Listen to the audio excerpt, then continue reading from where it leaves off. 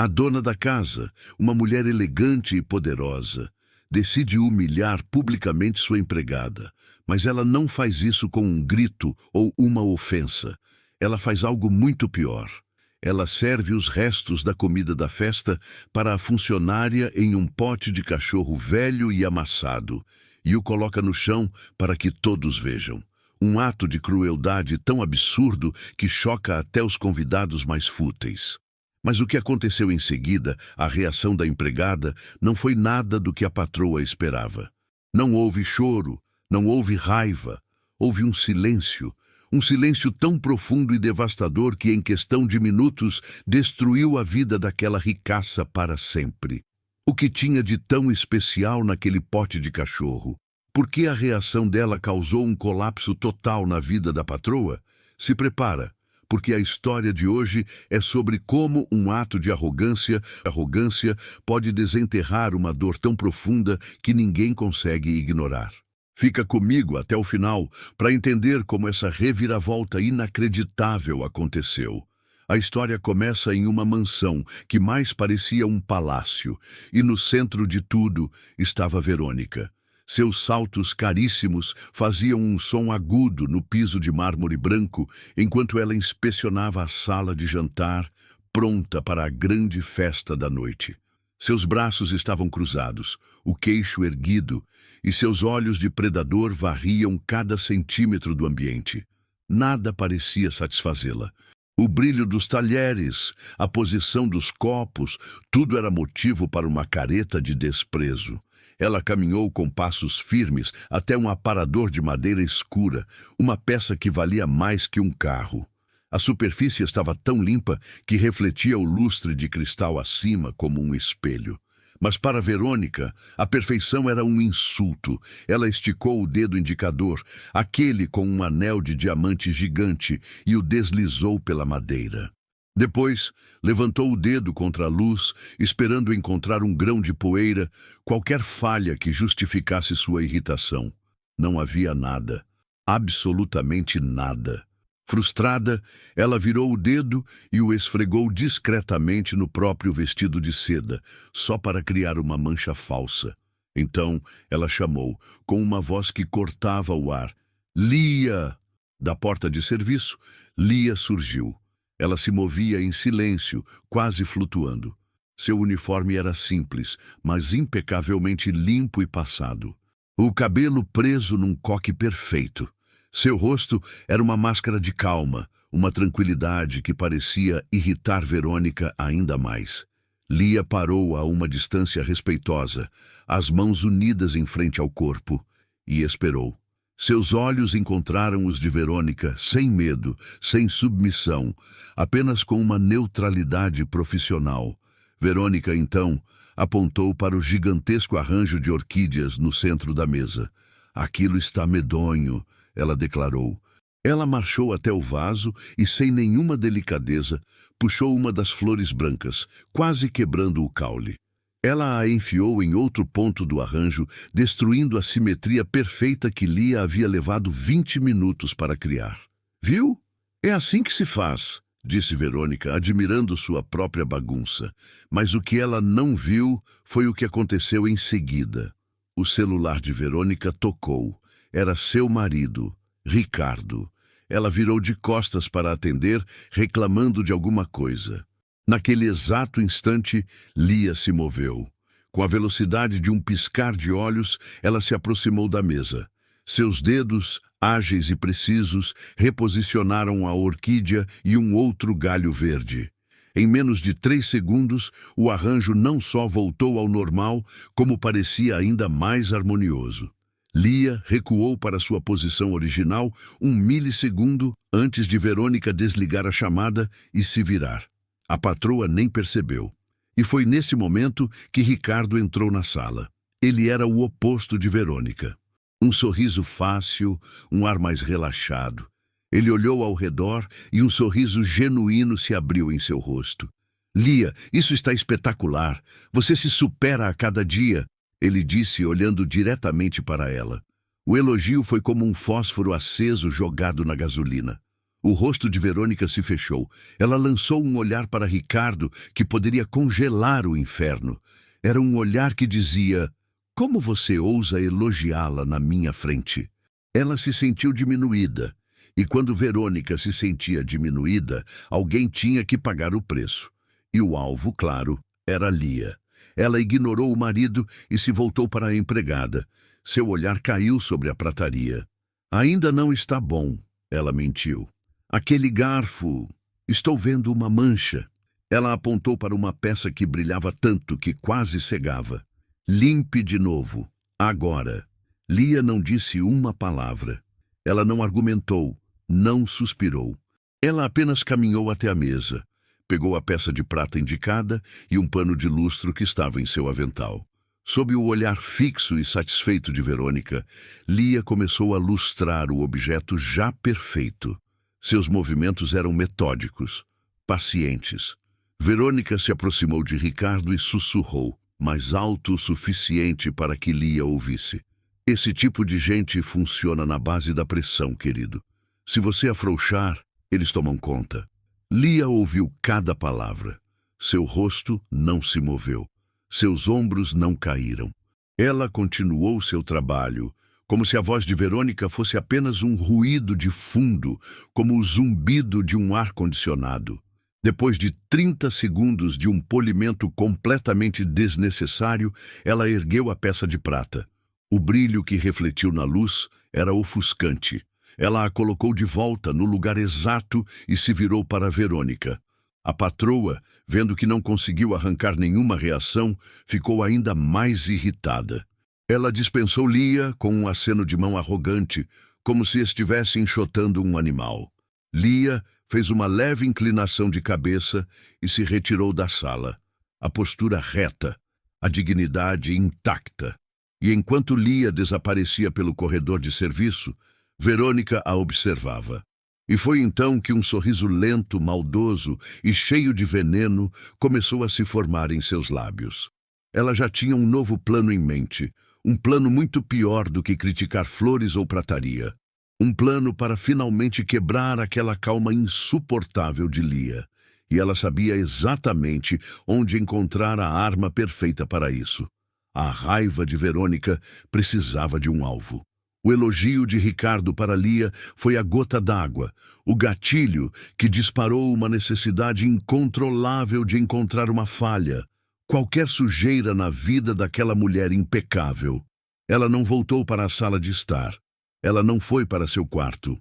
Com uma determinação fria, ela se virou e marchou em direção à ala de serviço da mansão, uma área que ela normalmente evitava como uma praga. Seus passos ecoavam no corredor estreito e funcional, uma trilha sonora para a caçada que estava prestes a começar. Ela parou em frente a uma porta de madeira simples, sem adornos, a última do corredor. A porta do quarto de Lia. Sem bater, sem hesitar, ela girou a maçaneta e empurrou. A porta se abriu com um rangido baixo, revelando o covil da sua inimiga. E a visão a decepcionou profundamente. O quarto era minúsculo, quase um cubículo. Havia uma cama de solteiro com uma colcha fina, perfeitamente esticada. Um pequeno armário de madeira barata e uma cômoda. A única janela dava para um muro de concreto. O lugar não tinha cheiro de nada, exceto de sabão em pó e limpeza. A simplicidade, a ordem, a falta de qualquer coisa pessoal ou caótica, tudo isso irritou Verônica a um nível que ela não esperava. Ela queria encontrar bagunça, sujeira, segredos, e em vez disso, encontrou paz. E ela odiou aquilo. Com a fúria renovada, ela foi direto para o armário, abriu a porta com um puxão violento. Dentro, encontrou poucas peças de roupa, algumas blusas, 2 calças, todas dobradas com uma precisão quase doentia. Ela enfiou as mãos nas pilhas de roupas, jogando tudo para o lado, procurando por algo, qualquer coisa. Uma garrafa de bebida escondida, uma joia roubada, um diário com segredos sórdidos. Nada. Ela bateu a porta do armário com força, o som abafado ecoando no pequeno espaço. Em seguida, atacou a cômoda, abrindo as gavetas uma por uma. A primeira gaveta, roupas íntimas simples e meias, enroladas e organizadas por cor. A segunda, mais algumas camisetas. A ausência de um único deslize, de um único vício, era um ataque pessoal para Verônica. Como alguém podia viver assim? Cega pela frustração, ela deu um chute na lateral da cama. E foi aí que ela viu. Por baixo da colcha que se moveu com o impacto, as unhas vermelhas e perfeitamente feitas de Verônica avistaram a ponta de uma caixa de madeira escura. Estava escondida, mas não trancada. Um segredo. Finalmente. Ela se agachou no chão, o tecido do seu vestido de milhares de reais se arrastando na poeira que ela mesma fingiu encontrar mais cedo. Ela enfiou a mão debaixo da cama e puxou a caixa. Era leve, simples, o tipo de caixa que alguém usa para guardar lembranças. Ela levantou a tampa, o coração acelerando com a antecipação, esperando encontrar cartas de um amante, fotos comprometedoras, qualquer tipo de munição. E mais uma vez, a decepção. Dentro da caixa havia quase nada. Um porta-retrato virado para baixo. E ao lado, um objeto que fez Verônica franzir o nariz em confusão e nojo. Era um pote de metal, velho e gasto. Parecia um pote de ração para cachorro, com vários amassados e arranhões. Que lixo! Ela ignorou completamente a foto. A felicidade dos outros não lhe interessava. Seus olhos se fixaram no pote. Ela o pegou. O metal era frio e surpreendentemente pesado. Ela o virou nas mãos, sentindo a textura irregular dos arranhões. Era feio, era pobre, era perfeito. Enquanto o analisava, seu dedo passou por cima de umas ranhuras na lateral. Pareciam letras, arranhadas de forma amadora. Ela forçou a vista na luz fraca que entrava pela janela.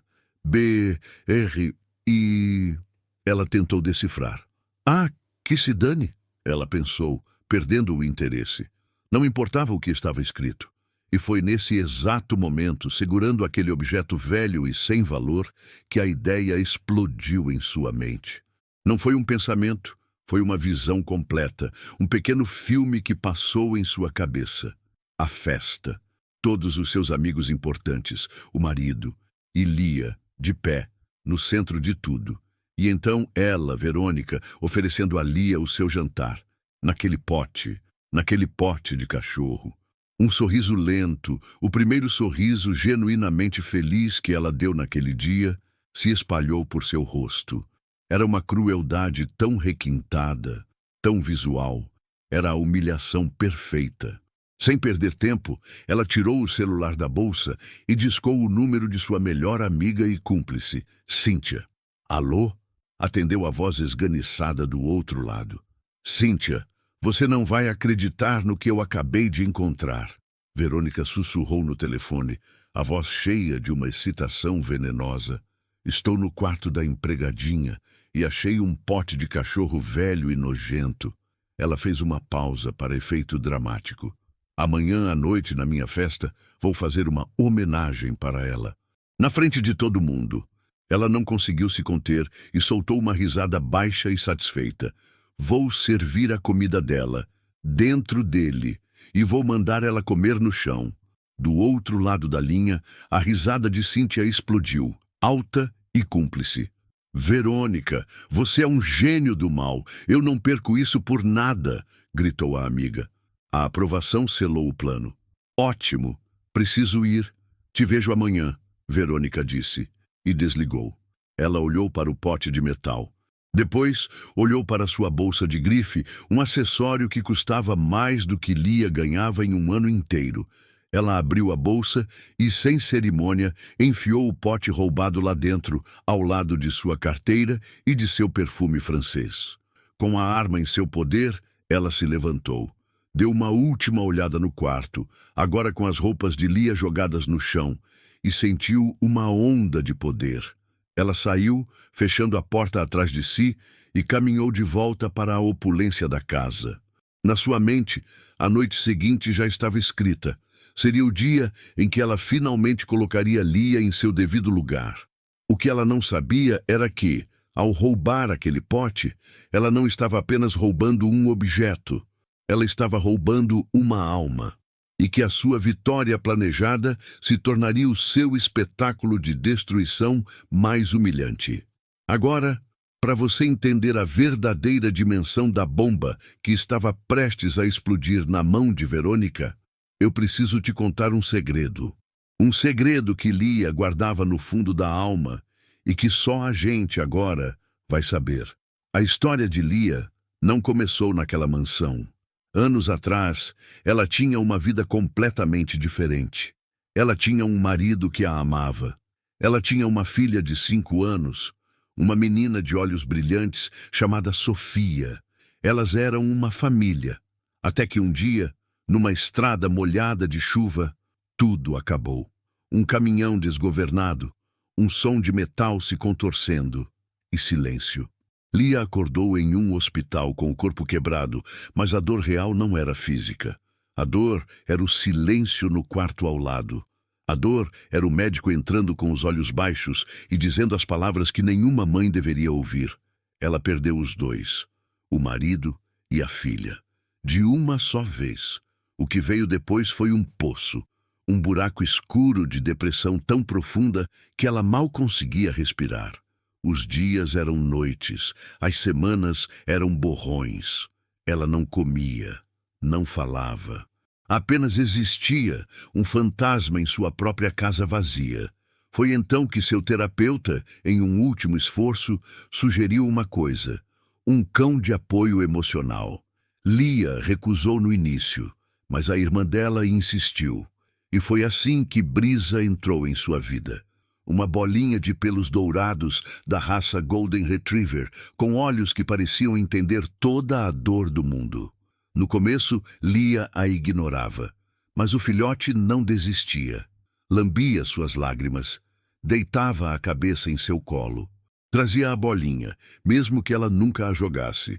E lentamente, milagre a milagre, Brisa a trouxe de volta à vida. Ela se tornou a razão de Lia levantar da cama. A razão de caminhar no parque, a razão de sorrir de novo. E aquele pote de metal amassado não era um simples pote de cachorro. Tinha sido um presente de Sofia para Brisa, semanas antes do acidente.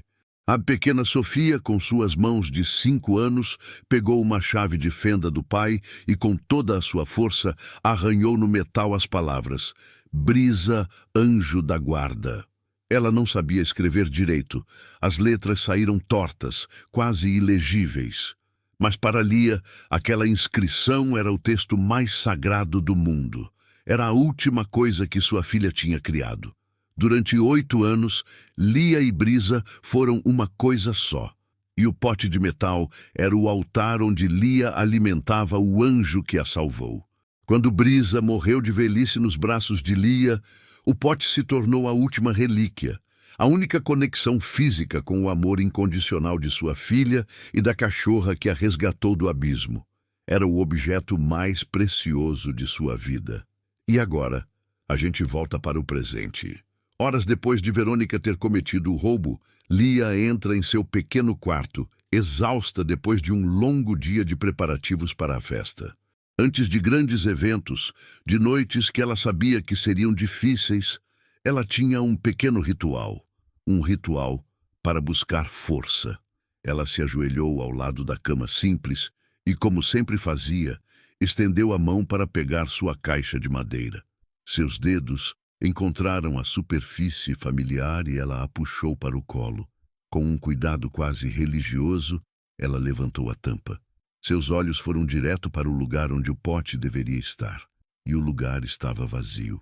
O coração de Lia parou por um segundo. Sua respiração ficou presa na garganta. Ela piscou, achando que seus olhos a estavam enganando. Ela tocou o fundo aveludado da caixa, esperando sentir o frio do metal. Mas só sentiu o tecido. Nada. Um pânico gelado, um terror que ela não sentia há anos, começou a subir por sua espinha. Seus olhos se arregalaram. Ela se levantou de um salto, derrubando a caixa no chão. A foto de sua família caiu com o rosto para baixo. Ela não notou. Ela começou a procurar, Primeiro de forma lógica, depois com um desespero crescente. Ela olhou debaixo da cama de novo, debaixo do travesseiro. Ela abriu a porta do armário com um puxão. Viu suas roupas jogadas de qualquer jeito, o que era estranho, mas sua mente estava focada em uma única coisa: o pote. Ela enfiou as mãos nas roupas, jogando-as para fora.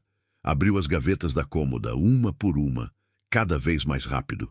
Nada. A busca se tornou frenética. Seu santuário, sua única posse de valor real, havia desaparecido. No meio do caos que ela mesma criou em seu quarto, ela parou, a respiração ofegante. Ela colocou a mão sobre o peito, forçando os pulmões a funcionarem. Pensa, Lia, pensa. Ela sussurrou para o quarto vazio.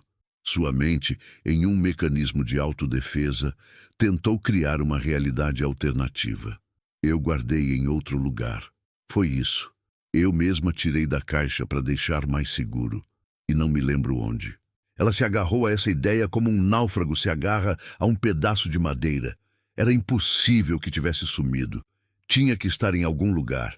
Ela repetiu isso para si mesma, até que o pânico começasse a recuar, dando lugar a uma ansiedade surda. Ela respirou fundo, 1, 2, 3 vezes. Sua armadura de calma e profissionalismo voltou a se assentar sobre seus ombros. Ela precisava trabalhar. A festa não iria esperar. Ela ajeitou o uniforme, prendeu um fio de cabelo solto e deu uma última olhada para a bagunça. A dúvida ainda estava lá, no fundo de seus olhos, mas ela a empurrou para baixo. Ela saiu do quarto, fechando a porta para o caos, e caminhou em direção ao salão principal, em direção à sua patroa e aos convidados. O que ela não sabia, o que ela não podia imaginar, é que ela não estava indo trabalhar. Ela estava indo ao encontro do seu passado. E que o objeto que ela tanto procurava estava a poucos metros de distância, dentro de uma bolsa de grife, esperando para ser usado como a arma de um crime emocionalmente perfeito. A bomba relógio estava armada, e a festa estava prestes a começar. A festa estava a todo vapor. O som de risadas se misturava com o tilintar de taças de cristal e uma música baixa e elegante. Dezenas de pessoas ricas e bem vestidas circulavam pela sala, fechando negócios, trocando fofocas. E no meio de todo esse caos controlado, Lia se movia como uma sombra eficiente.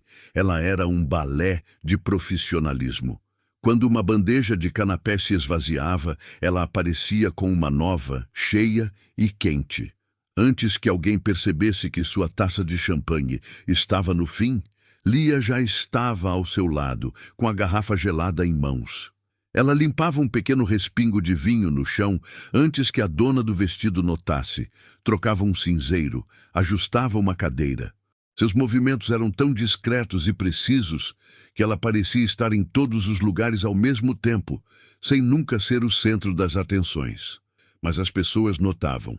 Perto da lareira, uma senhora com um colar de pérolas gigantesco se inclinou para o marido e sussurrou: "Ricardo, querido, onde você achou essa moça? Ela é um tesouro, absolutamente perfeita." Do outro lado da sala, um banqueiro comentava com um sócio: "É impressionante. O serviço aqui é melhor que o de muito hotel 5 estrelas." Esses sussurros de aprovação flutuavam pela sala, e cada um deles era como uma agulha perfurando o ego de Verônica. De pé, fingindo conversar com um casal, Verônica não ouvia uma palavra do que eles diziam.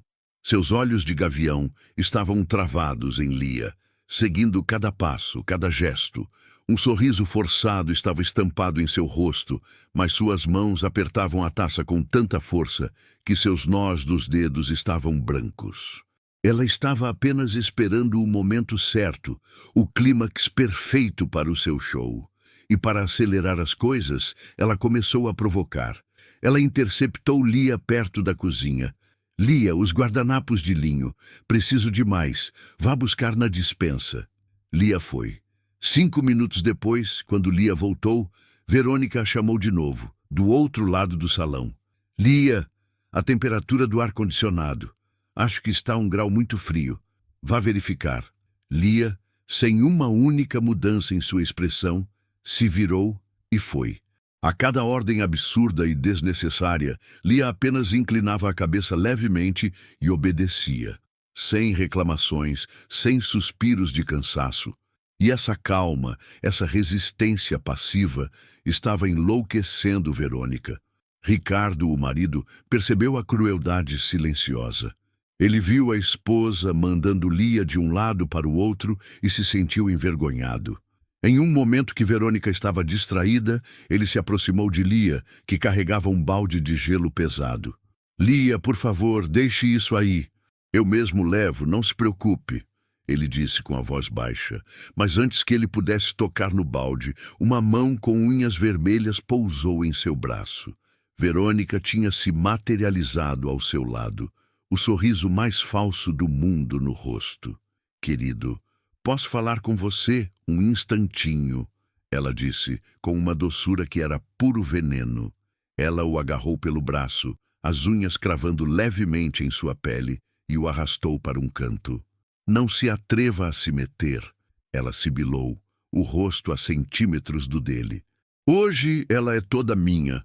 Ricardo recuou derrotado. Ele sabia que não adiantava discutir. Lia viu a cena de longe. Ela viu o olhar de fúria da patroa, a expressão de derrota do patrão. Ela guardou a informação, mas manteve o rosto neutro e continuou seu trabalho. Mas por baixo daquela fachada de tranquilidade, uma ansiedade fria a consumia.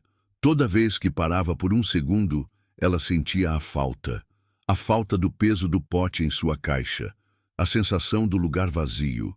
Era como um dente faltando, uma coceira na alma que ela não conseguia alcançar. Ela balançava a cabeça levemente, forçando o pensamento para longe, e voltava a se concentrar. Foi então que ela se aproximou de um senhor de cabelos grisalhos e postura elegante, que conversava animadamente perto da varanda. Era o senhor Almeida, um empresário poderosíssimo e conhecido por sua seriedade. Lia lhe ofereceu um canapé de salmão defumado de sua bandeja. Ele pegou um, mas em vez de dispensá-la com um aceno, ele parou e olhou diretamente nos olhos dela. "Obrigado, minha jovem", ele disse, a voz calma e respeitosa. "Quero que saiba que seu trabalho esta noite está impecável. Meus parabéns pela sua competência." E ele sorriu, um sorriso genuíno, de quem reconhece e valoriza o bom trabalho. Verônica viu. Do outro lado da sala, ela viu tudo. Ela viu o respeito nos olhos de um dos homens mais importantes da cidade. Ela viu Lia assentir com a cabeça, um gesto de dignidade silenciosa. E aquilo foi o estopim. A ideia de alguém, especialmente o Sr. Almeida, tratando sua empregada como uma igual, era insuportável. A gota d'água final era agora. O show tinha que começar. Com uma nova onda de energia, Verônica caminhou para o centro da sala. Ela colocou sua taça em uma mesinha e bateu palmas 2 vezes. O som foi suave, mas cortou a conversa como uma faca. Imediatamente, o falatório diminuiu. Todos se viraram para ela. "Amigos, por favor, um momento da sua atenção", ela pediu, a voz soando alta e teatral. Um sorriso radiante, porém falso, iluminou seu rosto.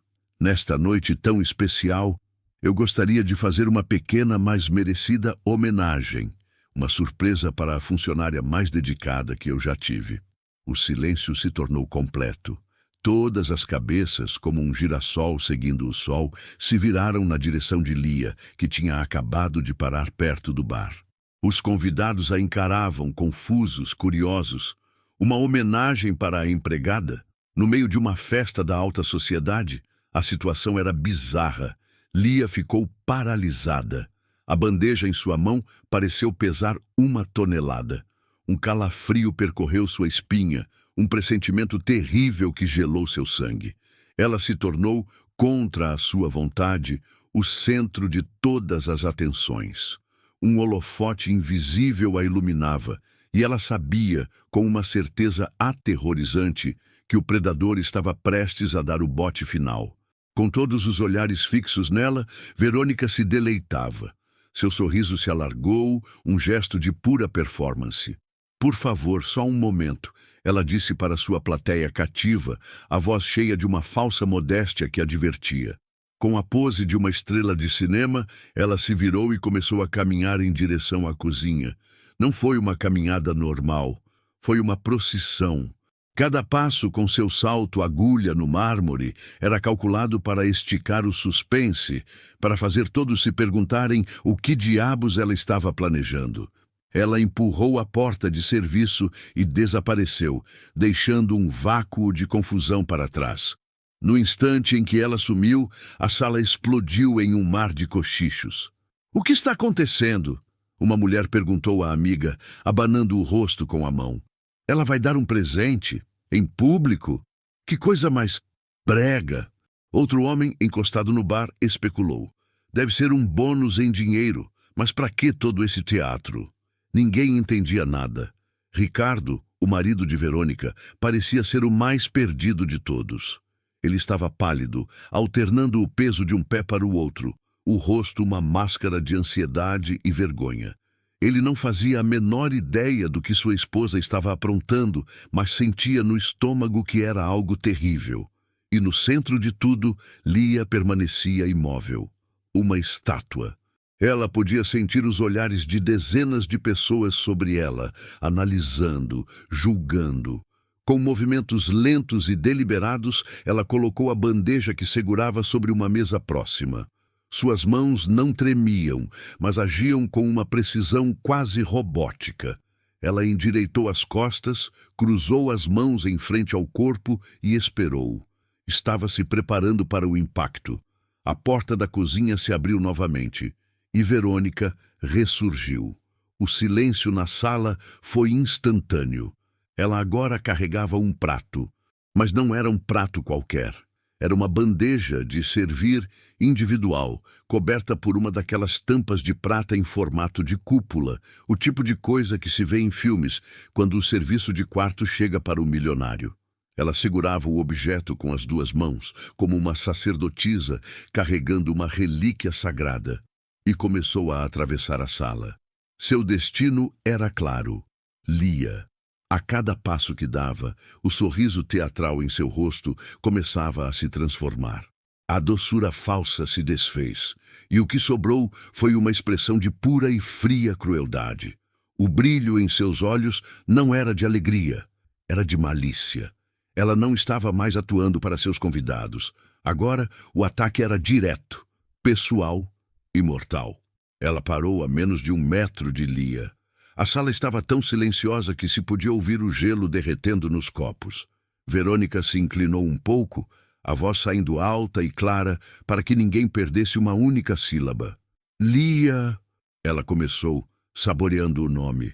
"Você trabalha tanto, se esforça tanto, uma dedicação canina, eu diria." Ela fez uma pausa, deixando o insulto canina pairar no ar e ser absorvido por todos. E para alguém que trabalha como um cão, nada mais justo que um tratamento especial, não concorda? E então, com um movimento final, triunfante, ela arrancou a tampa de prata. O choque foi coletivo.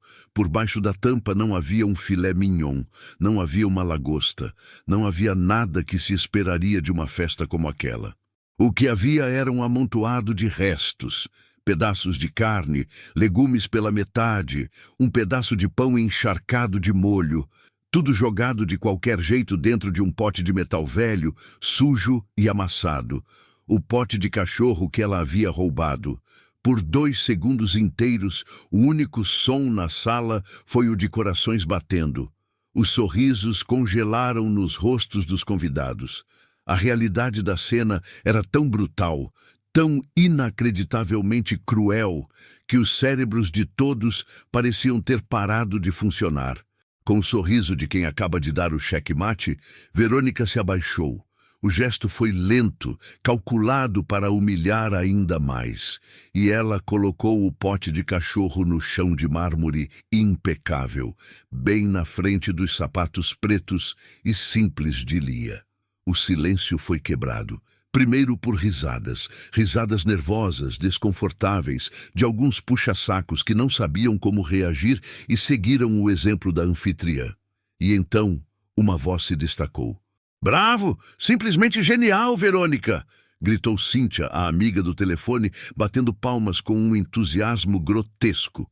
Do outro lado da sala, o rosto de Ricardo ficou branco como papel. Sua boca se abriu em choque e horror. Ele olhou para a esposa como se nunca a tivesse visto na vida.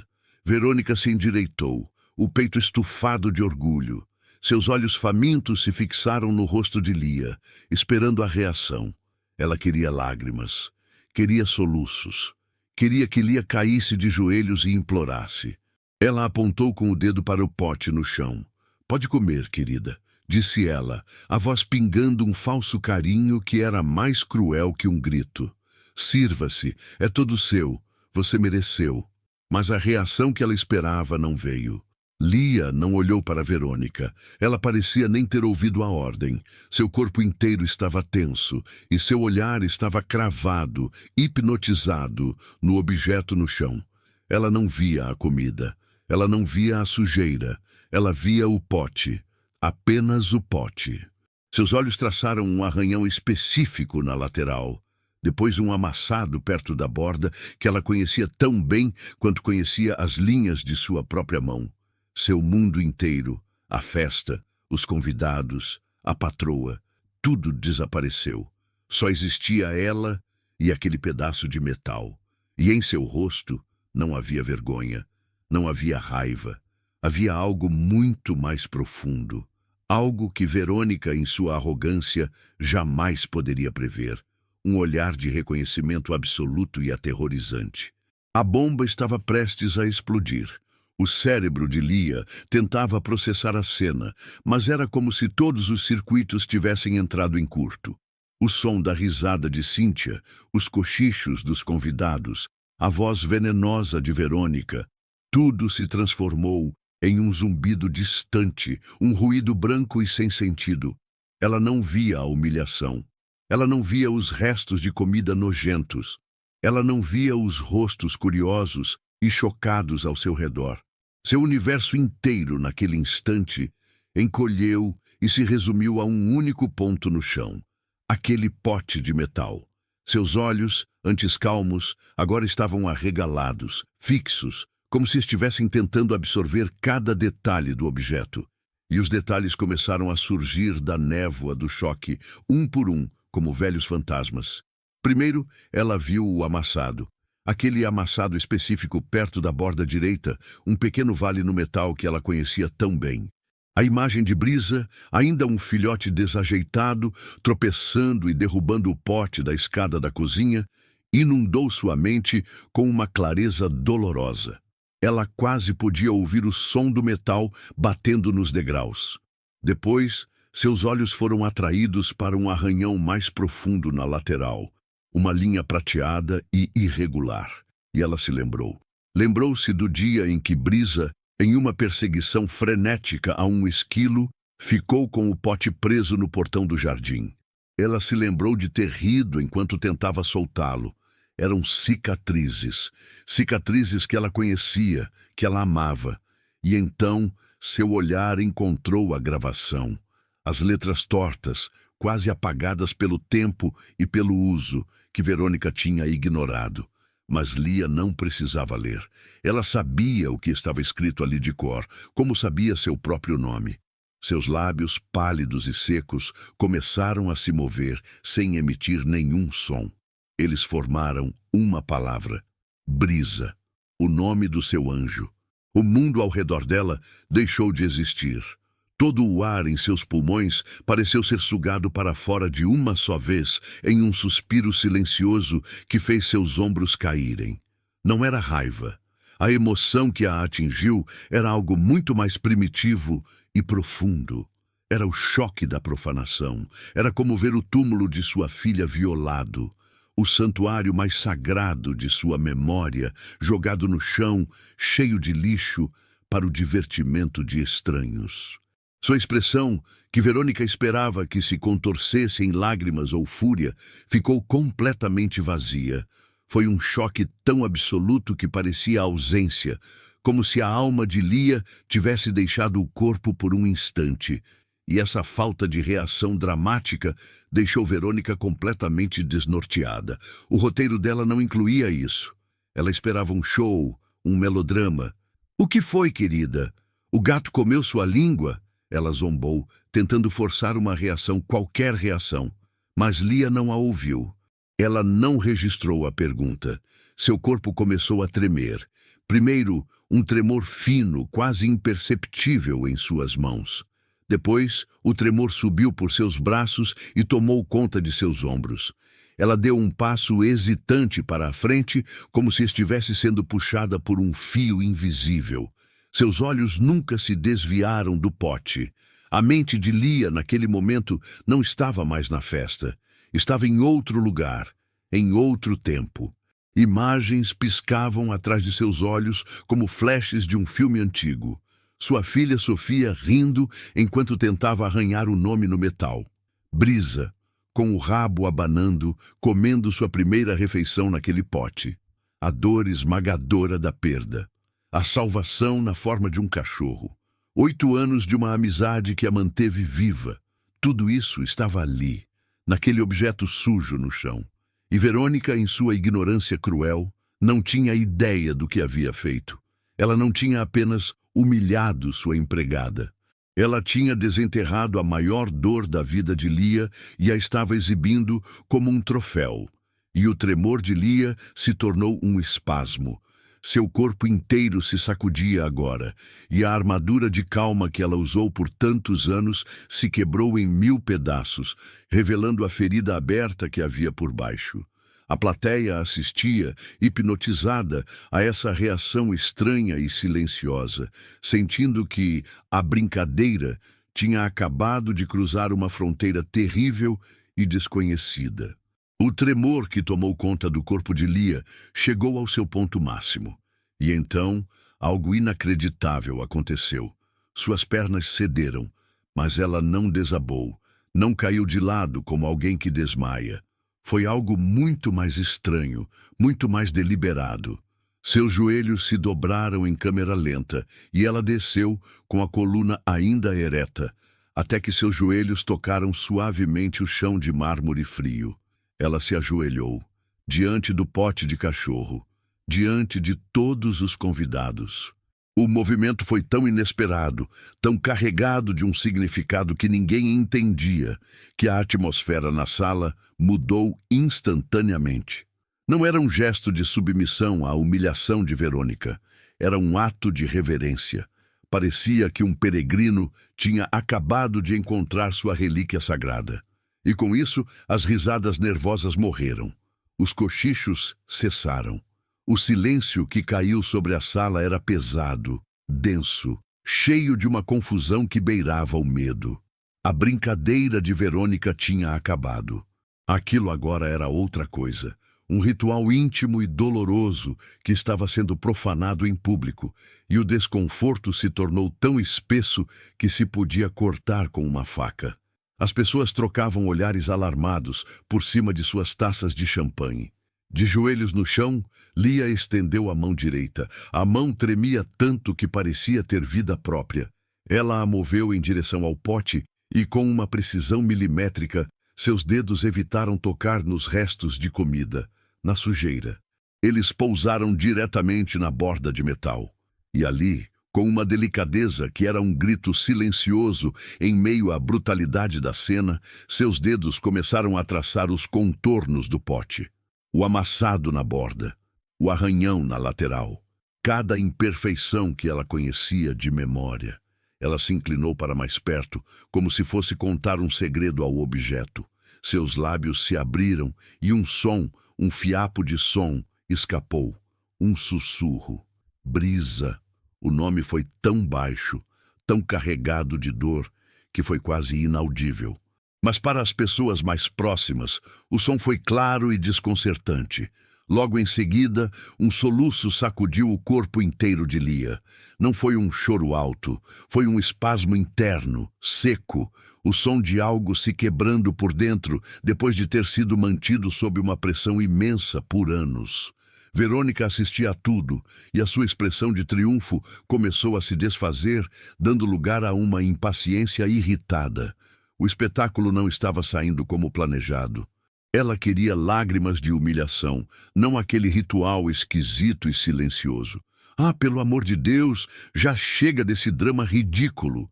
Ela disse em voz alta, a voz estridente quebrando o silêncio pesado. "Levante-se daí agora, você está estragando a minha festa." Mas era como se Lia estivesse surda. A ordem de Verônica não a atingiu, não a registrou. Ignorando completamente a mulher que a humilhava, Lia usou as duas mãos. Com o cuidado de quem resgata a única coisa que sobrou de um incêndio, ela levantou o pote do chão. Ela o trouxe para junto de si, abraçando-o contra o peito com uma força protetora, como uma mãe abraça um filho que acabou de ser resgatado de um perigo. Com o pote seguro em seus braços, ela fechou os olhos com força. Seu rosto, que antes estava vazio, agora se contorceu em uma máscara de agonia pura, uma dor tão profunda e privada que ninguém ali conseguia entender sua origem. As lágrimas que ela se recusava a chorar pareciam estar queimando-a por dentro. Era a dor de uma vida inteira vindo à tona de uma só vez. E então, o feitiço do silêncio foi quebrado por um movimento. O Sr. Almeida, o empresário que tinha elogiado Lia, não aguentou mais ser um espectador. Seu rosto estava fechado, sério.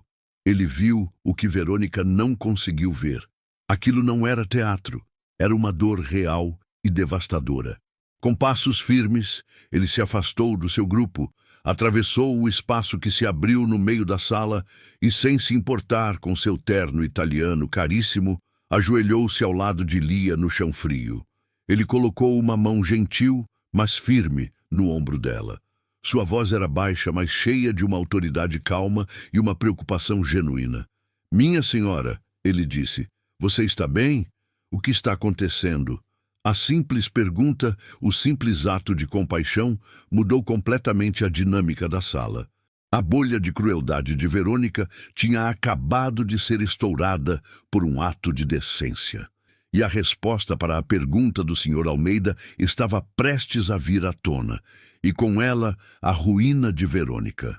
Sr. Almeida esperou pacientemente por uma resposta, mas Lia não olhou para ele. Seus olhos permaneciam fechados com força, o rosto pressionado contra o metal frio do pote. Em vez de falar, ela apenas balançou a cabeça lentamente em negativa, um gesto pequeno, mas carregado de uma dor que a impedia de se comunicar. Ela começou a balançar o corpo para frente e para trás, muito sutilmente, como se estivesse ninando a si mesma, abraçando o pote com ainda mais força. Ela estava em outro lugar, inacessível. Sr. Almeida, percebendo que ela não responderia, desviou o olhar dela para o objeto que ela segurava com tanta devoção. A luz do lustre de cristal refletia no metal gasto, e foi aí que ele viu. Os arranhões na lateral não eram aleatórios, eram letras, gravadas de forma amadora, tortas, como se feitas por uma criança. Ele franziu a testa, apertando os olhos para focar na inscrição desgastada. Ele inclinou a cabeça, tentando decifrar as palavras. Ele traçou as letras com o dedo indicador, lentamente. Sua voz era baixa, quase um murmúrio para si mesmo, mas no silêncio sepulcral que dominava a sala, cada sílaba foi ouvida por todos.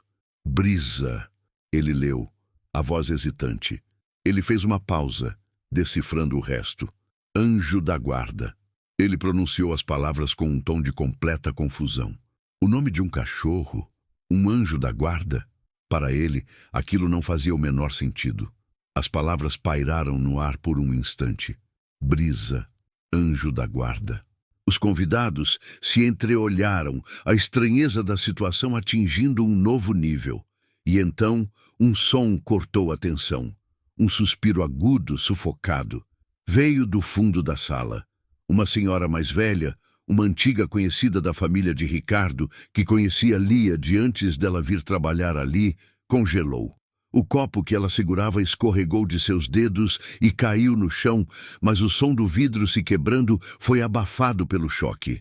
Sua mão voou para cobrir a boca e seus olhos se arregalaram em um reconhecimento súbito e devastador. Ela conhecia aquele nome. Ela conhecia aquela história. Com passos vacilantes, como se estivesse caminhando sobre vidro, ela começou a se mover em direção ao centro da sala. Seu rosto estava pálido, como se tivesse acabado de ver um fantasma. Ela passou por Verônica como se ela não existisse. Parou ao lado do Sr. Almeida e olhou para Lia, que ainda estava de joelhos. "Brisa?" a senhora perguntou, a voz embargada, quase um soluço de dor. Foi a voz dela que finalmente trouxe Lia de volta. Lia abriu os olhos, inundados de lágrimas que ainda não tinham caído, e levantou a cabeça lentamente. Ela olhou para a senhora, e ali, no olhar das duas, havia uma conexão silenciosa, um reconhecimento mútuo de uma tragédia compartilhada do passado. A senhora olhou do rosto devastado de Lia para o pote em seus braços, e então se virou para a multidão de rostos confusos e chocados. "Meu Deus!" ela disse a voz alta e trêmula, carregada de horror e indignação. "Vocês não estão entendendo. Brisa não era só o cachorro dela." Ela respirou fundo, a coragem surgindo da sua indignação. "Esta mulher," ela apontou para Lia com a mão trêmula, "perdeu o marido e a filhinha de 5 anos em um acidente de carro terrível. Ela ficou sozinha no mundo, quase morreu de depressão. O silêncio na sala se tornou absoluto, se é que isso era possível.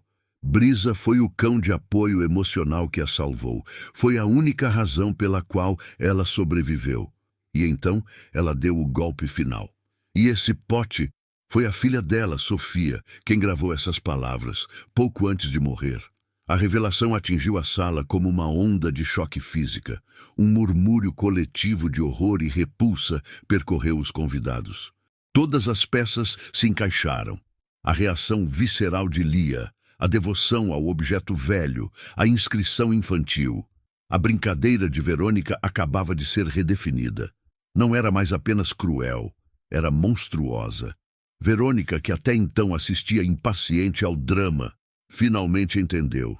A ficha caiu com a força de uma bigorna. Ela olhou para Lia ajoelhada, abraçando o pote, depois para a senhora que falava, e de volta para o pote. A cor sumiu completamente de seu rosto, deixando-a com uma palidez cadavérica. O sorriso arrogante que ainda restava em seus lábios se dissolveu, sendo substituído por uma máscara de pânico absoluto. Seus olhos se arregalaram de terror ao perceber a magnitude do que tinha feito. Aos olhos de todos presentes, ela não tinha apenas humilhado uma empregada. Ela tinha invadido um túmulo. Tinha profanado a memória de uma criança morta e cuspido na dor mais profunda de uma mãe enlutada. A sua homenagem se revelou uma profanação, e naquele exato momento, o julgamento silencioso de cada pessoa naquela sala começou. A sentença de Verônica estava prestes a ser proferida. No instante em que a senhora terminou de falar, foi como se o oxigênio tivesse sido roubado da sala. A revelação não apenas chocou, ela reconfigurou a realidade daquela festa. A atmosfera, que já era tensa, agora se tornou positivamente venenosa, e todo o veneno estava direcionado a um único alvo: Verônica. O silêncio chocado foi substituído por um murmúrio baixo e furioso que se espalhou pelo salão como um incêndio em capim seco. "Meu Deus, que horror! Isso não é só cruel, é doentio. Como alguém pode ser tão monstruosa?" As palavras eram como pedras afiadas jogadas na direção da anfitriã. E então os olhares se moveram. Em um movimento quase sincronizado, dezenas de pares de olhos se desviaram da figura trágica de Lia e se fixaram em Verônica com uma expressão unificada de puro e absoluto nojo. Pessoas que, uma hora antes, riam de suas piadas e elogiavam seu vestido, agora a encaravam como se ela fosse um animal peçonhento, algo a ser evitado a todo custo. A memória das risadas nervosas de poucos minutos atrás agora queimava na consciência de quem riu. E ninguém sentiu mais esse calor do que Cíntia, a amiga cúmplice. O rosto dela, que antes exibia um sorriso de superioridade, agora estava vermelho como um pimentão. O aplauso entusiasmado que ela deu ecoava em sua mente como uma sentença. Ela sentiu o peso dos olhares de desprezo e tentou pateticamente encolher-se, recuar para as sombras perto das cortinas, desejando que um buraco se abrisse no chão de mármore e a engolisse. Ricardo, o marido, finalmente saiu de sua paralisia. Ele cambaleou para a frente, o rosto pálido, uma máscara de incredulidade e repulsa. Ele parou bem na frente de Verônica, ignorando a plateia que os observava. Verônica, ele sussurrou, a voz rouca, trêmula de horror. Pelo amor de Deus, o que foi que você fez? Não era uma pergunta, era uma condenação. E então o êxodo começou. A festa acabou. Não houve anúncio, apenas um movimento coletivo e decisivo em direção à saída. As mulheres pegavam suas bolsas de grife das mesas, os homens faziam sinais discretos para os manobristas. Era uma fuga em massa, silenciosa e ordenada. Ninguém foi se despedir. Ninguém ousou chegar perto de Verônica. Eles lhe davam um espaço enorme, como se ela estivesse infectada com uma doença contagiosa. O desprezo coletivo era sufocante, uma punição muito mais poderosa do que qualquer grito. Um empresário, ao passar apressadamente pela porta com a esposa, balançou a cabeça e disse a ela, em voz alta o suficiente para ser ouvido: "Eu já vi muita gente podre de rica fazer coisa ruim. Mas isso aqui é um novo nível de baixeza. Vamos embora deste lugar." Enquanto o mundo social de Verônica desmoronava, o Sr. Almeida estava focado em Lia. O caos ao redor deles não importava. "Venha, minha senhora, levante-se", ele disse gentilmente, oferecendo a mão para ela. Lia, ainda abraçada ao seu pote, olhou para a mão estendida, depois para o rosto sério e compassivo dele. E pela primeira vez, ela aceitou a ajuda. Apoiando-se nele, ela conseguiu ficar de pé, as pernas ainda bambas. Ele a tratava com a dignidade de uma rainha, não de uma empregada. E então, em um gesto de pura decência que silenciou até os últimos sussurros, o Sr. Almeida pegou um guardanapo de linho limpo de uma mesa. Com um cuidado que beirava a reverência, ele pegou o pote das mãos de Lia por um instante.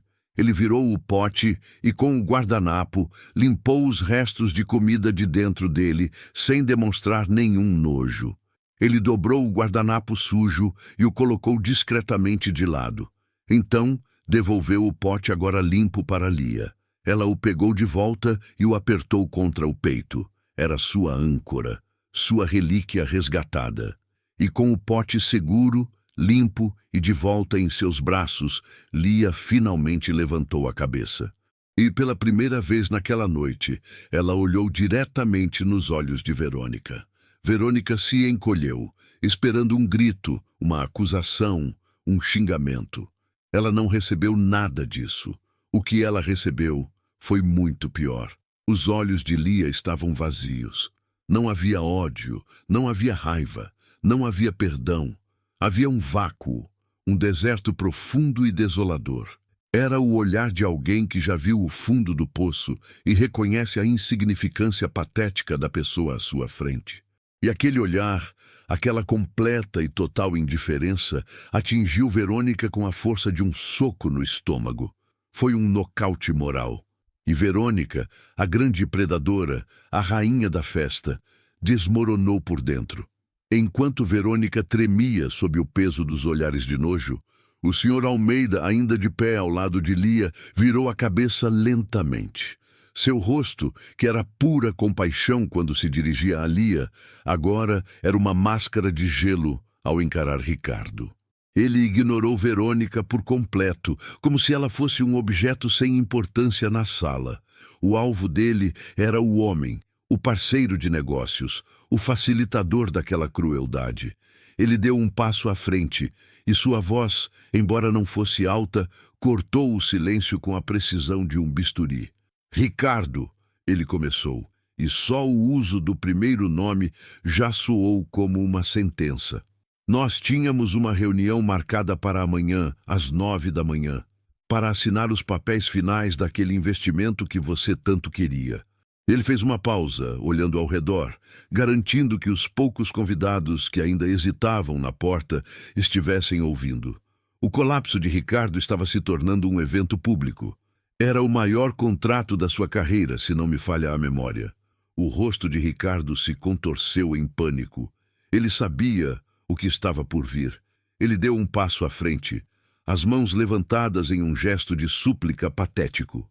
Senhor Almeida, por favor, espere. Eu posso explicar. Eu não sabia de nada disso, eu juro. Ele gaguejou, a voz falhando, as palavras tropeçando umas nas outras. Senhor Almeida nem piscou. Ele simplesmente levantou a mão direita, com a palma aberta, um gesto universal e inquestionável para "cale a boca". E Ricardo se calou, instantaneamente, humilhado na frente de todos.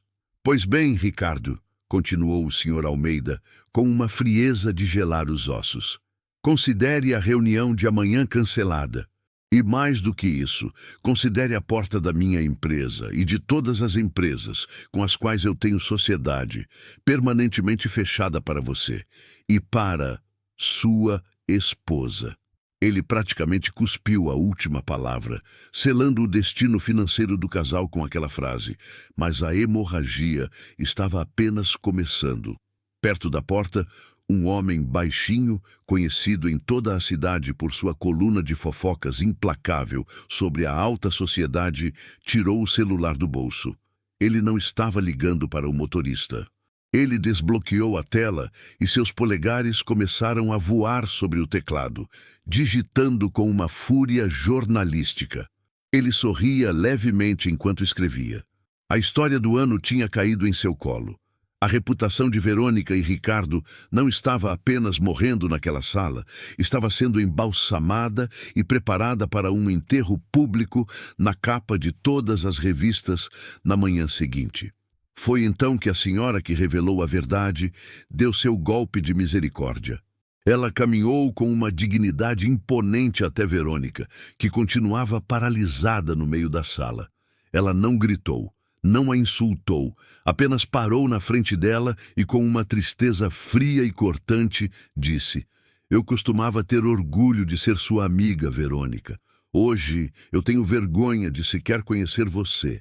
E com essa adaga verbal cravada no coração social de Verônica, ela se virou e caminhou em direção à porta, sem olhar para trás. Aquele foi o sinal final. Os últimos casais que restavam saíram em uma fila silenciosa, como uma procissão fúnebre. Ninguém dizia adeus. Ninguém olhava para os anfitriões. Em menos de um minuto, o salão gigantesco, que horas antes pulsava com música e conversas, ficou assustadoramente vazio e silencioso. Verônica estava sozinha, uma estátua no centro de sua própria destruição. Ela olhou ao redor, para os copos abandonados, para os pratos de comida pela metade, para o silêncio ensurdecedor. A festa, que deveria ser o seu maior triunfo social, tinha se transformado em seu funeral.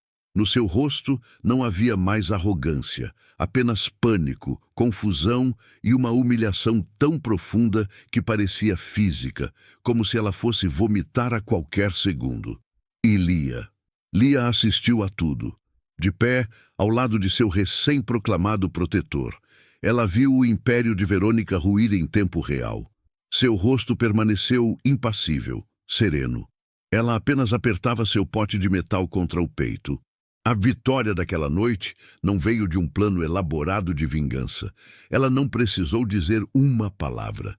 A catarse, a justiça, não foi executada por ela. Foi executada pelo mesmo público que Verônica tentou manipular. Eles foram o júri, o juiz e o carrasco.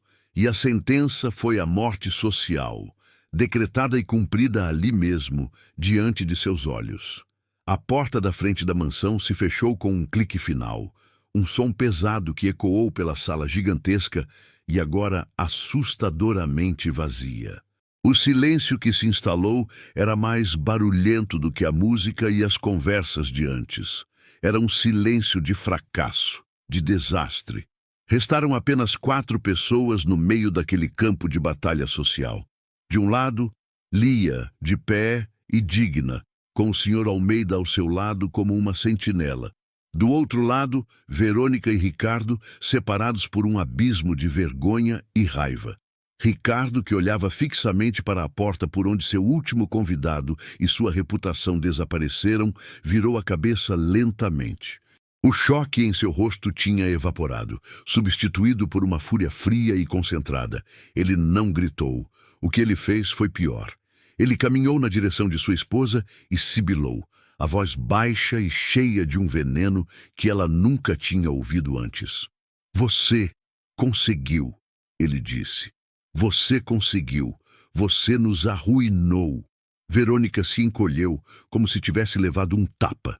As lágrimas, que até então estavam presas em seus olhos, começaram a escorrer por seu rosto maquiado. "Ricardo, eu não... Por favor." Ela gaguejou procurando as palavras, procurando uma desculpa. "Era para ser só uma brincadeira, uma piada. Como eu podia adivinhar uma coisa dessas?" Ricardo soltou uma risada. Mas foi um som oco, terrível, completamente desprovido de alegria. Era o som de um homem vendo sua vida desmoronar. "Uma brincadeira?" Ele repetiu, a voz ganhando força. "Você chama o fim da minha carreira de brincadeira? Verônica, você não destruiu uma festa. Você destruiu anos de trabalho. O contrato com o Almeida era a nossa salvação, nossa chance de ir para outro nível. E você jogou tudo no lixo por causa de um showzinho de poder patético." Ele apontou um dedo trêmulo na direção dela. "Eu não quero nem olhar para você. Saia da minha frente." Ao ouvir a ordem final, Verônica desabou de vez. Começou a chorar alto, soluços que sacudiam seu corpo. Mas não eram lágrimas de arrependimento pelo que fez a Lia. Eram lágrimas de autopiedade. Ela chorava por sua festa arruinada, por seus amigos que a abandonaram, pelo marido que agora a odiava. Eram as lágrimas mais egoístas do mundo. Do outro lado da sala, o Sr. Almeida viu a cena com desprezo. Ele colocou uma mão gentil no ombro de Lia, como que para protegê-la daquela feiura. Ele se inclinou e disse baixo, para que só ela ouvisse: "Ninguém deveria ter que testemunhar isso. Você é uma mulher de uma força incrível." Lia apenas assentiu levemente com a cabeça, seus olhos ainda fixos no casal que se destruía. Então, o Sr. Almeida ergueu a voz, não para gritar, mas com uma clareza que dominou o ambiente. "Dizem que o verdadeiro caráter de uma pessoa se revela na maneira como ela trata quem está abaixo dela, aqueles que ela pensa que não podem revidar." Seus olhos se cravaram em Verônica, que chorava no chão. "E o seu caráter, minha senhora, foi exposto para todos nós esta noite. E foi um espetáculo verdadeiramente deprimente." Durante toda essa troca de acusações, Lia permaneceu um pilar de silêncio. Ela não disse uma palavra. Não precisava. O incêndio que consumia o casamento e a vida de Verônica tinha sido iniciado por ela mesma. Lia era apenas uma espectadora, assistindo à ruína que sua agressora tinha trazido sobre si mesma. Ricardo parou de gritar. A raiva deu lugar ao cálculo frio da perda. Ele passou a mão pelo rosto, os ombros caindo em derrota. Sua mente já estava acelerada, calculando os danos, o contrato multimilionário perdido, as conexões sociais cortadas, a humilhação pública que viria nos jornais, e por um instante ele olhou para Lia. Em seus olhos não havia um pingo de simpatia pela dor dela. Havia ressentimento. Na sua lógica distorcida e desesperada, a culpa da sua desgraça era dela e não da crueldade de sua própria esposa. E assim, a cena final da festa se configurou. Verônica soluçando sozinha no chão de mármore. Ricardo de costas para ela, já planejando como tentar salvar os destroços de sua vida. E Lia, de pé e intacta, segurando sua relíquia, observando o desastre completo e imediato para o qual não haveria recuperação. Enquanto Lia e o Sr. Almeida se preparavam para sair, Verônica agiu. Em um último e desesperado impulso de autopreservação, ela correu na direção deles, tropeçando no seu próprio vestido caro. O rosto dela era uma máscara grotesca de rímel escorrido e pânico. "Espere, por favor!" ela gritou, a voz rouca e patética. Ela estendeu a mão, tentando agarrar o braço de Lia, tentando criar uma conexão forçada. "Me desculpe. Por favor, você tem que me perdoar. Eu juro por Deus que eu não sabia. Se eu soubesse, eu nunca..." As palavras jorravam de sua boca, uma torrente de desculpas ensaiadas. No exato instante em que os dedos de Verônica estavam prestes a tocar o tecido do uniforme de Lia, Lia deu um passo rápido para trás. Foi um movimento instintivo, um recuo brusco, como alguém que se afasta de algo venenoso. O toque de Verônica não foi evitado, foi rejeitado. E então, Lia se virou e a encarou. O vazio em seus olhos tinha desaparecido, substituído por algo muito mais assustador. Uma calma cristalina, fria e analítica. Era o olhar de um cirurgião antes de fazer uma incisão precisa. E pela primeira vez naquela noite, a voz de Lia soou com seu poder total. Não era um sussurro de dor, nem um grito de raiva. Era uma voz firme, clara, que cortava o silêncio da sala. "É verdade", ela disse, e Verônica parou de balbuciar, surpresa com o tom. "Você não sabia o que este pote significava." Lia fez uma pausa, deixando a aparente concordância pairar no ar por um segundo antes de desferir o golpe. "Mas você sabia exatamente o que a humilhação significava." A voz dela era como um estilete. "Você foi até o meu quarto. Você vasculhou minhas coisas. Você roubou um pertence meu. Você planejou me ferir. Você planejou me quebrar na frente de todas aquelas pessoas." Cada frase era uma acusação factual, desprovida de emoção, o que a tornava ainda mais devastadora. Lia olhou para o pote em seus braços, acariciando-o suavemente, e depois ergueu os olhos para Verônica novamente. "O fato de você, por pura ignorância e maldade, ter escolhido profanar a última memória que eu tenho da minha filha..." Lia engoliu em seco, a única pequena rachadura em sua armadura de aço. "Isso não é sobre mim. Não testa a minha fé ou a minha capacidade de perdoar." Ela se aproximou um passo e Verônica recuou. "Isso apenas mede, com uma precisão assustadora, o tamanho do vazio que existe dentro de você." Foi a execução verbal perfeita. Lia não a ofendeu. Ela não a amaldiçoou. Ela a diagnosticou. Ela fez uma autópsia da alma podre de Verônica e leu o resultado em voz alta.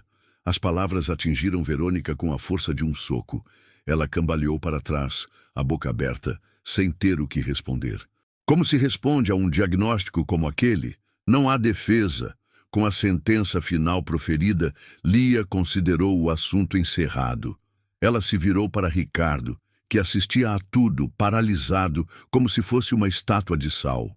Ela o olhou nos olhos, sem raiva, apenas com a formalidade de quem encerra um contrato. "Eu me demito", ela afirmou. Não foi um pedido, foi uma declaração de independência. Ricardo, esvaziado de toda a sua arrogância, de toda a sua força, apenas conseguiu balançar a cabeça uma vez. Um gesto de rendição completa. Lia não esperou mais nada. Não pediu seu pagamento. Não pediu uma carta de referência. Não queria mais nada daquele lugar, daquelas pessoas. Com a cabeça erguida, ela se virou e começou a caminhar em direção à porta da frente, em direção à sua liberdade. O Sr. Almeida a seguiu, um passo atrás, como um guarda de honra. Ela deixou Verônica para trás, de pé, sozinha, no meio da sua sala luxuosa e vazia, afogando-se na verdade das últimas palavras que ouviu. E enquanto Lia caminha para sua nova vida, uma pergunta fica no ar. O que acontece com pessoas como Verônica e Ricardo depois de uma queda tão espetacular? A gente vai descobrir no desfecho final dessa história. E se você está torcendo pela Lia e quer ver mais histórias de reviravolta e justiça como essa, Não esquece de deixar o seu like e se inscrever agora no nosso canal. Sua inscrição e seu like são o combustível que nos ajuda a continuar trazendo essas fábulas de impacto para você. Agora, se prepara, porque o último capítulo está chegando. Sr. Almeida abriu a pesada porta de madeira da mansão, e o ar fresco da noite entrou, limpando a atmosfera tóxica da casa. Ele e Lia saíram para a varanda da frente, deixando para trás o silêncio pesado da sala. Sob a luz suave da entrada, ele parou e se virou para ela, o rosto sério e cheio de um respeito profundo. Minha senhora, ele começou, a voz calma e firme. Eu já negociei com presidentes, já confrontei bilionários, conheci todo tipo de gente poderosa neste mundo. Mas eu posso te dizer com toda a certeza que pouquíssimas delas possuem a força e a dignidade que você demonstrou aqui esta noite. Pela primeira vez em muitas horas, um sorriso mínimo, cansado, mas genuíno, tocou os lábios de Lia. Foi um vislumbre de luz depois de uma longa escuridão. Não é força, Sr. Almeida, ela respondeu, a voz suave, mas clara. É apenas memória. A gente descobre uma força que não sabia que tinha quando luta pela memória de quem a gente ama. Sr. Almeida sorriu de volta, um sorriso de admiração. Memória, integridade e caráter são as qualidades mais raras e valiosas que existem. Ele ajeitou a postura, seu tom se tornando mais prático, mais direto. Eu sou o presidente de uma fundação de caridade. Nossa missão é ajudar pessoas que passaram por grandes traumas a recomeçar, a encontrar um novo caminho. E nós estamos, por coincidência, procurando uma nova gerente de operações. Ele a olhou nos olhos. Precisamos de alguém com a sua resiliência, com a sua atenção impecável aos detalhes e, francamente, com a sua fibra moral. Ele fez uma pausa, deixando a oferta assentar. O trabalho é seu, se você o quiser, e o salário, nem preciso dizer, será o triplo do que você ganhava naquele lugar, no mínimo. A oferta atingiu Lia com a força de uma onda. Seus olhos, que resistiram a chorar de dor e humilhação, agora se encheram de lágrimas. Mas eram lágrimas completamente diferentes. Eram de alívio, de gratidão, de uma fagulha de esperança que ela pensava ter se apagado para sempre. A emoção formou um nó tão apertado em sua garganta que as palavras não conseguiam sair. Então, em vez de falar, ela apenas assentiu com a cabeça, 1, 2 vezes. Um sim silencioso, mas que gritava mais alto que qualquer palavra. O Sr. Almeida entendeu perfeitamente. Ele tirou do bolso interno do paletó uma carteira de couro e, de dentro dela, um cartão de visita simples e elegante. Ele o estendeu para Lia. Aqui está meu número pessoal, ele disse. Me ligue amanhã, a qualquer hora. Nós vamos cuidar de absolutamente tudo. Com a mão que não segurava o pote, Lia pegou o pequeno retângulo de papel. O cartão era leve, mas em suas mãos ele parecia ter o peso de um futuro inteiro, de uma nova vida. Ela olhou para o cartão, depois para o Sr. Almeida, e inclinou a cabeça em um gesto de profundo agradecimento. E então ela se virou. Começou a descer os degraus de mármore da entrada da mansão, cada passo afastando-a do epicentro de sua dor. Ela não olhou para trás. Ao chegar na calçada, começou a caminhar pela rua escura e silenciosa. A luz amarelada dos postes criava um corredor de luz à sua frente, guiando-a para longe daquela casa de horrores. Depois de andar por um quarteirão, ela parou sob a luz de um poste. Olhou para o pote de metal em suas mãos.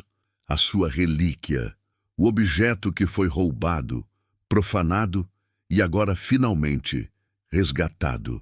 Com um gesto de pura reverência, ela o levou aos lábios e depositou um beijo suave no metal frio.